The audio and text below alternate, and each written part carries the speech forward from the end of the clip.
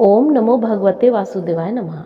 मेरे प्यारे भाइयों एवं बहनों, मित्रों और दोस्तों, आपको आपकी अपनी चैनल भक्ति गाथा 1.7 में हार्दिक स्वागत है। तो आइए सुनते हैं षटतिला एकादशी व्रत कथा। एक समय दालभ्य ऋषि ने पुल्य सत्य ऋषि से पूछा कि हे महाराज, पृथ्वी लोक में मनुष्य हत्या महान पाप करते हैं, पराये धन की चोरी तथा दूसरों की उन्नति देखकर ईर्ष्या करते हैं, साथ ही अनेक प्रकार के व्यसनों में फंसे रहते हैं, फिर भी उनको नर्क प्राप्त नहीं होता। इसका क्या कारण है? वो न जाने कौन सा दान पुण्य करते हैं जिससे उनके पाप नष्ट हो जाते हैं। यह सब कृपा पूर्वक आप कहिए। पुल्य सत्य मुनि कहने लगे कि हे महाभाग, आपने मुझसे अत्यंत गंभीर प्रश्न पूछा है। इससे संसार के जीवों का अत्यंत भला होगा।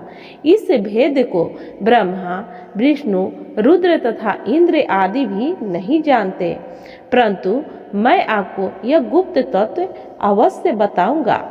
उन्होंने कहा कि माघ मास लगते ही मनुष्य को स्नान आदि करके शुद्ध रहना चाहिए। इंद्रियों को वश में कर काम, क्रोध, लोभ, मोह, अहंकार, ईर्ष्या तथा दृष्टि आदि का त्याग कर भगवान का स्मरण करना चाहिए। पुष्य नक्षत्र में गोबर, कपास, तिल मिलाकर उनके कंडे बनाना चाहिए। उन कंडों से 108 बार हवन करना चाहिए। उस दिन मूल नक्षत्र हो और एकादशी तिथि हो तो अच्छे पुण्य देने वाले नियमों को ग्रहण करें।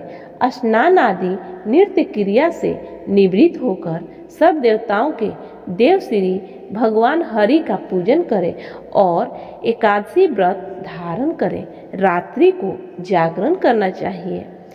उसके दूसरे दिन धूप, दीप, नैवेद्य आदि से भगवान का पूजन करके खिचड़ी का भोग लगाएं। तब पश्चात पेठा, नारियल, सीताफल या सुपारी का अर्घ्य देकर स्तुति करनी चाहिए। हे भगवान, आप दीनों को शरण देने वाले हैं। इस संसार में सागर में फंसे हुओं का उद्धार करने वाले हैं। हे पुंडरीकाक्ष, हे विश्व भावन, हे सुव्यहारय, हे पूर्वज, हे जगत तपते, आप लक्ष्मी जी सहित इस तुच्छ अर्घ्य को ग्रहण करें। इसके पश्चात जल से भरा को घड़ा ब्राह्मण को दान करें तथा ब्राह्मण को श्यामा गो और तिल पात्र देना भी उत्तम है। तिल स्नान और भोजन दोनों ही श्रेष्ठ हैं। इस प्रकार जो मनुष्य जितने तिलों का दान करता है उतने ही 1000 वर्ष स्वर्ग में वास करता है। तिल स्नान, तिल का उपटन, तिल का हवन, तिल का तर्पण, तिल का भोजन और तिलों का दान, ये तिल के प्रकार हैं। इनके प्रयोग के कारण यह षटतिला एकादशी कहलाती है। इस व्रत के करने से अनेक प्रकार के पाप नष्ट हो जाते हैं। इतना कहकर पुल्य सत्य ऋषि कहने लगे कि अब मैं तुमसे इस एकादशी की कथा कहता हूँ। इस समय नारद जी ने भगवान श्री विष्णु से यही प्रश्न किया था और भगवान ने षटतिला एकादशी का महात्म्य नारद जी से कहा। सो मैं तुमसे कहता हूँ। भगवान ने नारद जी से कहा कि हे नारद, मैं तुमसे सत्य घटना कहता हूँ, ध्यान पूर्वक सुनो। प्राचीन काल में मृत्यु लोक में एक ब्राह्मणी रहती थी। वह सदैव व्रत किया करती थी। एक समय वह 1 मास तक व्रत करती रही। इससे उसका शरीर अत्यंत दुर्बल हो गया। यद्यपि वह अत्यंत बुद्धिमान थी, तथापि उसने कभी देवताओं या ब्राह्मणों को निमित्त अन्न या धन का दान नहीं किया था। इससे मैंने सोचा कि ब्राह्मणी ने व्रत आदि से अपना शरीर शुद्ध कर लिया है। अब इसे विष्णु लोक तो मिल ही जाएगा, परंतु इसने कभी अन्न का दान नहीं किया है। इससे इसकी तृप्ति होना कठिन है। भगवान ने आगे कहा, ऐसा सोचकर मैं भिखारी के वेश में मृत्यु लोक में उस ब्राह्मणी के पास गया और उससे भिक्षा मांगी। वह ब्राह्मणी बोली, महाराज किस लिए आए हो? मैंने कहा, मुझे भिक्षा चाहिए।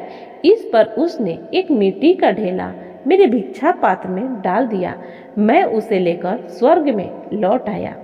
कुछ समय बाद ब्राह्मणी भी शरीर त्याग कर स्वर्ग में आ गई। उस ब्राह्मणी को मिट्टी का दान करने से स्वर्ग में सुंदर महल मिला, परंतु उसने अपने घर में अन्न आदि न पाया। इसलिए वह घबराकर वह मेरे पास आ गई और कहने लगी कि हे भगवान, मैंने अनेक व्रत आदि से आपकी पूजा की, परंतु मेरे घर में अनाज नहीं है। इन सब वस्तुओं से मेरा घर शून्य है। इसका क्या कारण है? इस पर मैंने कहा, पहले तुम अपने घर जाओ। देव स्त्रियां आएंगी तुम्हें देखने के लिए। पहले उनसे षटतिला एकादशी का पुण्य और विधि सुन लो, तब द्वार खोलना। मेरे ऐसे वचन सुनकर वह अपने घर गई। जब देव स्त्रियां आई और द्वार खोलने को कहा तो ब्राह्मणी बोली, आप मुझे देखने आई हो तो षटतिला एकादशी का महात्म्य मुझसे कहो। उनमें से एक देव स्त्री कहने लगी कि मैं कहती हूँ। जब ब्राह्मणी ने षटतिला एकादशी का महात्म्य सुना तब द्वार खोल दिया।